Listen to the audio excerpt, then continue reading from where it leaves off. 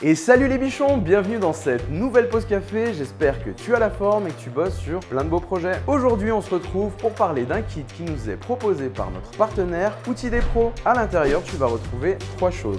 La première, cette défonceuse, la Bosch GOF 1250 LCE. Avec, on va avoir le rail de guidage FSN 800 et enfin on va voir l'adaptateur de FSN OFA. Allez, on va regarder tout de suite ce qu'il y a dans le pack.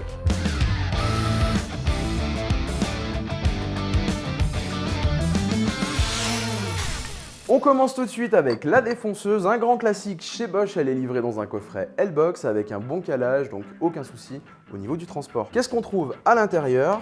On a déjà le guide parallèle.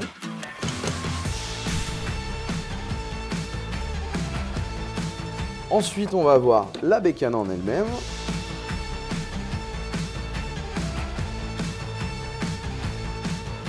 Une clé pour pouvoir monter et démonter tes fraises. Un ensemble, donc tu as un cône de centrage, le système de montage rapide, une petite clé et une bague de copiage de 17. Bien sûr, tu as aussi la notice et une pile supplémentaire. Maintenant, on passe aux autres accessoires du kit. Tu vas avoir l'adaptateur pour le montage sur rail. À l'intérieur, tu vas trouver de la visserie, l'adaptateur en lui-même et les notices de montage. Dernière chose, le rail de 800 mm. Petite remarque sur la règle, c'est dommage qu'on n'ait pas dans le kit un système de fixation. Je sais qu'en accessoire chez Bosch, il existe des serre-joints adaptés. Et maintenant qu'on a vu tout ce qui était livré dans le kit, on va faire le tour des caractéristiques de cette machine. Bon alors, qu'est-ce que nous dit Bosch sur cette défonceuse? Bah déjà dans le nom, ils vont nous dire la puissance, elle fait donc 1250 watts. Ensemble, on va faire un petit état des lieux. On va commencer par ce côté. Donc là, tu as le cordon d'alimentation qui est en plus articulé, qui devrait du coup pas te gêner quand tu vas faire tes usinages. Ensuite, on a la gâchette de mise en marche et le bouton de maintien. Juste au-dessus, tu as le sélecteur de vitesse qui va te permettre de faire varier la rotation de 10 000 à 24 000 tours minute. Et en plus, elle est équipée d'un système qui te permet d'avoir une rotation constante. Elle va compenser en fonction du fait qu'elle soit à vide ou qu'elle force. On passe juste dessous. Ici, on a un levier. Quand tu le désengages, il te permet de bloquer l'axe de la machine et de pouvoir faire tes changements de fraises. Justement, en parlant de fraises, dessous, tu as la pince. D'origine, on est sur un diamètre de 8 mm. Tu peux aussi faire des montages sur du 6. Seule chose, c'est que le 6 n'est pas livré avec, mais tu peux le commander en accessoire. Juste au-dessus, tu retrouves un réglage micrométrique qui fonctionne avec cet écran digital qui va te permettre de régler précisément ta plongée. Bon, je t'avoue, nous, quand on l'a reçu, on s'est mis à 4 en se disant bah comment on l'allume, comment on fait fonctionner le truc. Et bah en fait, la piquette à l'intérieur était cramée. Pas de panique, il y en avait une deuxième qui était dispo dans la boîte. Je sais pas si c'est un cas isolé ou ça a pu t'arriver si t'as la machine. N'hésite pas à me dire comment c'est passé pour toi dans les commentaires. On enchaîne sur le levier qui est juste ici qui va te permettre de libérer la plonge de la machine, sachant que le berceau il a une course maximale de 60 mm.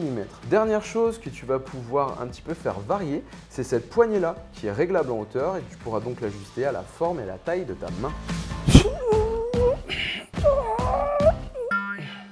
Ouais non en fait 3,6 kg, hein, donc ça va aller. Pendant que je l'ai en main, je voulais faire le point avec toi sur trois choses que Bosch met en avant. Première chose qui est mise en avant par la marque, c'est cet écran digital qui permettrait de faire un réglage super intuitif et super simple. Ensuite, ce levier de verrouillage qui te permettra de changer ta fraise facilement. Et enfin cet anneau lumineux qui te permettra de bien voir la surface sur laquelle tu es en train de faire ton usinage. Comme tu le sais, chez les bichons, quand on nous annonce quelque chose, nous derrière on teste, on se fait notre propre avis. Donc bah écoute, j'ai envie de te dire, on va la mettre à l'épreuve celle-ci.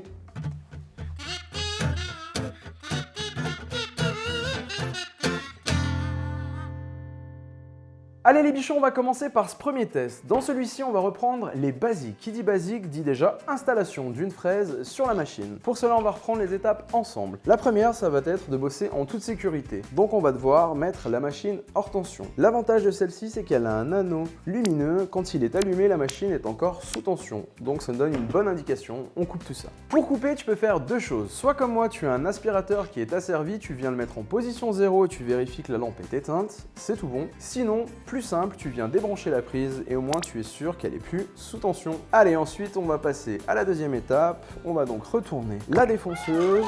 Ça nous permet de voir que le carter a été bien pensé, on a une surface plane, ce qui nous permet d'avoir notre défonceuse, la semelle en l'air et tout ça de manière très stable. Donc là on vient ouvrir ce petit levier là, ce qui vient bloquer l'axe. Je peux te faire un parallèle par rapport aux autres systèmes qui sont montés traditionnellement sur les défonceuses. On va souvent retrouver un petit pion qu'on va devoir maintenir appuyé pour venir bloquer l'axe. D'une main, on maintient ça, de l'autre, on vient avec une clé desserrée. Là, on vient simplement ouvrir ce levier, l'axe est bloqué, on a dans une main la clé, dans l'autre la machine. Ça nous permet de pouvoir dévisser ça assez simplement. Étape suivante, on va installer la fraise. Là, on a la chance d'avoir une fraise de qualité sur laquelle on a un repère qui est gravé qui va nous permettre de savoir jusqu'où enfoncer la queue pour pouvoir travailler en toute sécurité. Pas de panique si toi, tu n'as pas une fraise avec un repère ou si ton repère s'est effacé, je vais te donner une astuce pour refaire exactement la même chose. Tu commences par dévisser entièrement ta pince. Tu la saisis dans ta main.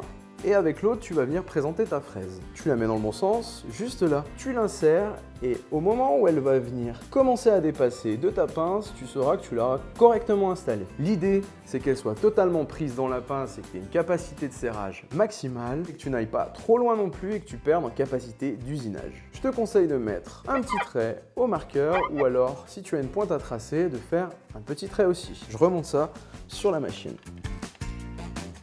On va venir réengager le levier pour pouvoir libérer l'axe. Attention, si tu oublies de rebasculer l'axe, il va rester bloqué. Il n'y a aucun dispositif qui va t'empêcher de démarrer la machine. Il faut vraiment avoir les idées claires. Maintenant qu'on a installé la fraise, il va falloir régler la vitesse de rotation. À l'intérieur de la notice d'emploi, tu as un tableau qui va te dire en fonction du diamètre de la fraise que tu utilises, sur quelle position placer le sélecteur de vitesse. Allez, maintenant qu'on a tout mis en place, on va passer à la partie usinage.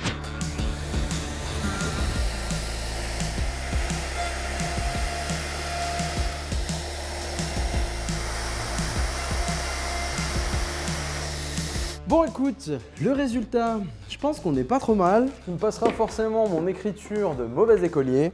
Pas mal hein. Au niveau des sensations, qu'est-ce que ça donne? La mise en marche, elle est super naturelle, on trouve le bouton, on vient bloquer l'ensemble, rien à dire. Démarrage progressif du moteur, c'est super agréable. Par contre, premier point moi qui me gêne un petit peu, ça va être ce levier-là. Quand je suis sur le bout de la planche, le fait de devoir déverrouiller la plongée en poussant vers l'arrière, je viens déséquilibrer ma machine. J'ai tendance à soulever un petit peu la semelle. L'anneau LED fait vraiment bien le taf, on voit ce qu'on est en train de faire. La semelle, on glisse correctement. Maintenant, on va essayer de faire du taf de qualité et des ajustements plus précis. Pour cela, on va utiliser le guide parallèle qui est fourni avec la machine et qui se compose tout d'abord d'un corps qui est en alu-moulé. On a par ici des joues en plastique qu'on va pouvoir faire glisser le long de cet axe. On va avoir deux axes en acier qui vont rentrer dans la semelle de la machine, 4 vis papillons qui vont nous permettre de faire coulisser les axes et enfin un réglage micrométrique. Allez, maintenant on va régler la plongée de la machine et on va voir si cet affichage digital est si simple que ça à l'utilisation. On reprend les étapes ensemble. Tu vas venir libérer la plongée et amener ta fraise en contact du support que tu veux usiner. Ça va te donner ton point 0. Tu vas dévisser cette molette et amener la pige en butée. Tu allumes l'écran digital et tu viens faire le 0. Admettons qu'on veuille plonger de, on va dire 11,6 mm. On va dévisser le réglage et on va remonter tout doucement jusqu'à 11. Alors là on a 11,8.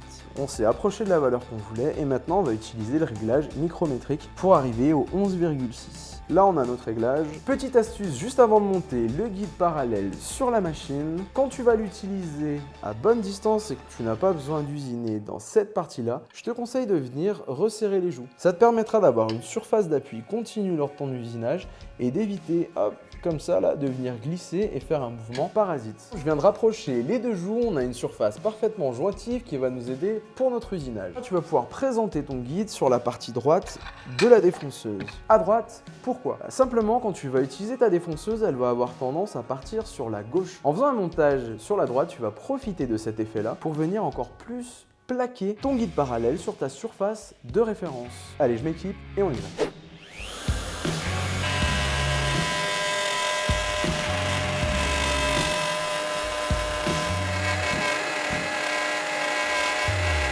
Bon je crois que c'est très clair hein. Niveau aspiration, c'était pas top. Pour le reste, le guidage c'est bien fait, j'avais une bonne surface d'appui, j'ai pu coulisser tout le long, j'ai pas de défaut de décalage vers la droite ou vers la gauche, on a une belle queue d'aronde, on obtient un résultat de 11,73 mm, soit un écart de 13 centièmes par rapport au réglage qu'on avait fait sur la machine. On est donc dans une plage qui est largement bonne pour pouvoir réaliser des usinages relativement précis. Allez, maintenant on va essayer de donner un petit peu de courbe à tout ça. Fini les usinages super rectilignes, l'idée ça va être d'utiliser l'accessoire qui est fourni avec la défonceuse, c'est-à-dire un système de copiage. Tu vas venir retirer le cache en plastique qui permettait de guider les copeaux. Tu vas venir présenter le système en faisant coïncider le système de verrouillage avec la flèche qu'il y a sur ta défonceuse. Tu mets un petit coup de serrage histoire de bien verrouiller l'ensemble. Tu récupères la bague de copiage qui est livrée avec ta machine. Ici, c'est une diamètre 17. Tu vas désengager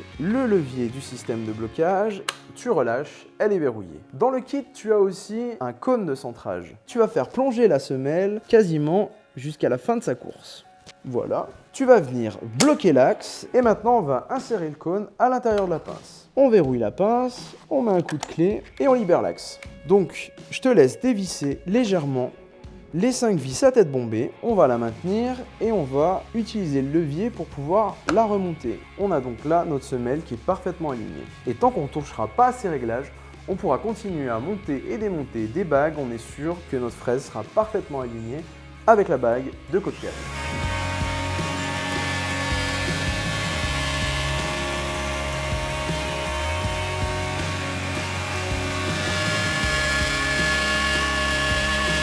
Je ne sais pas si tu as vu, mais on a un léger décalage entre la pièce de référence et la pièce qu'on a usinée. On était légèrement sortant d'1 mm. Ça s'explique par deux choses. La première, ça va être le diamètre de ta bague à copier et le diamètre de la fraise que tu vas utiliser. Il va falloir que tu fasses un assemblage en fonction de ce que tu souhaites faire. Allez, maintenant on passe au dernier test. On va voir ce que donne le rail et l'adaptateur.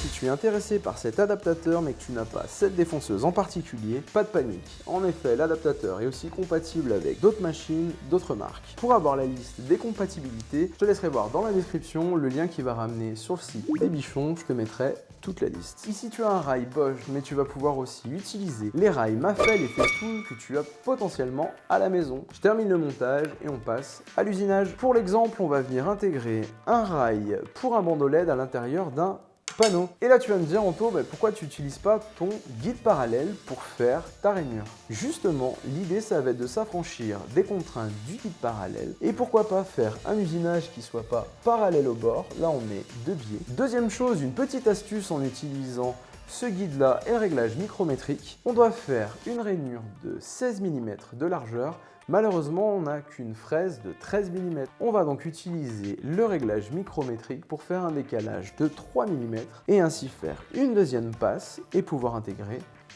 le rail parfaitement.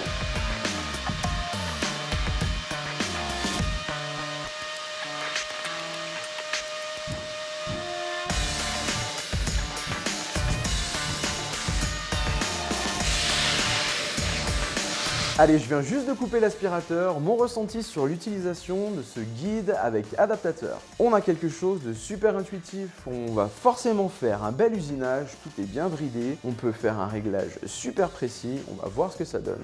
Et bah écoute, l'intégration du rail est parfaite, maintenant c'est l'heure du bilan, on se retrouve au comptoir.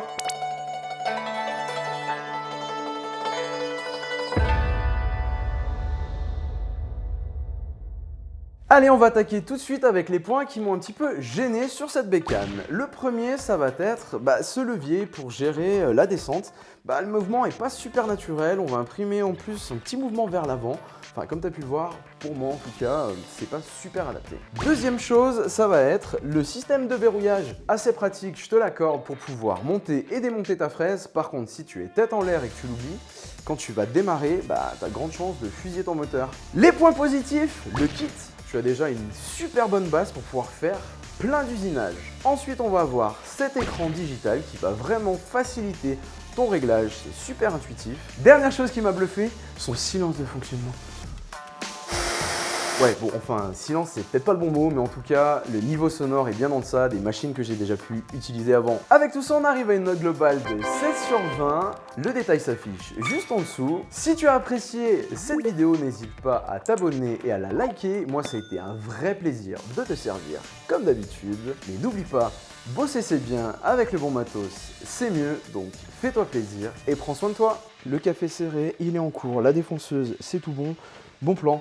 Les gars, qui c'est qui a noté bon plan sur ma commande là? Ah mais c'est pour les bichons?